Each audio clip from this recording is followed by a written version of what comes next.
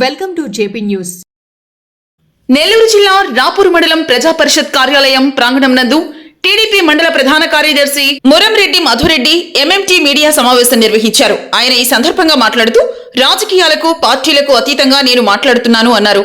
ఇటీవల ప్రభుత్వం జిల్లాల పునర్విభజనలో భాగంగా కలువాయి, రాపూరు, సైదాపురం మండలాలను తిరుపతి జిల్లాలో కలపాలని నిర్ణయించుకున్నారని, కానీ 3 మండలాల ఎక్కువ శాతం ప్రజలు అభిప్రాయం నెల్లూరు జిల్లాలోనే కొనసాగాలని అన్నారు. నెల్లూరుతో మాకు 60 సంవత్సరాల అనుబంధం ఉందని, జిల్లా ప్రభుత్వ కార్యాలయాలు 60 కిలోమీటర్ల దూరంలో ఉంటుందని, పేద మధ్యతరగతి ప్రజల రాకపోకలకు అనుకూలమని అన్నారు.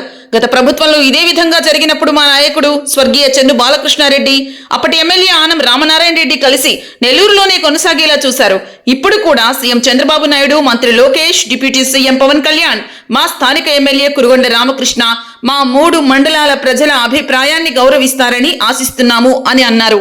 మన ప్రియతమ ముఖ్యమంత్రి శ్రీ నారా చంద్రబాబు నాయుడు గారికి, అలాగే మన నారా లోకేష్ బాబు గారికి, అలాగే శ్రీ మన పవన్ కళ్యాణ్ గారికి, అలాగే మన దేవాదాయ శాఖ మంత్రివర్యులు శ్రీ ఆనం రామనారాయణ రెడ్డి గారికి, లెజెండ్ అని పిలువబడే మన వెంకటగిరి శాసనసభ్యులు ముచ్చటగా 3 సార్లు శాసనసభ్యులైనటువంటి శ్రీ కురుగొండ రామకృష్ణ గారికి, దివ్య సముఖం మేము కోరుకునేది ఏంటంటే, ఈ రాపూర్ మండలాన్ని, అలాగే కలువాయి మండలం, అలాగే సైదాపురం మండలం 3 మండలాలని మన నెల్లూరు జిల్లాలోనే కొనసాగించాలని ప్రభుత్వానికి తెలియపరుచుకోవాలని చెప్పి మేము కోరుకోవడం జరుగుతుంది.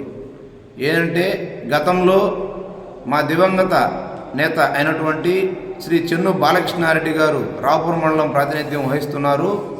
అదే సమయంలో శ్రీ ఆనం రామనారాయణ రెడ్డి గారు నియోజకవర్గ ఎమ్మెల్యేగా కొనసాగుతున్నారు.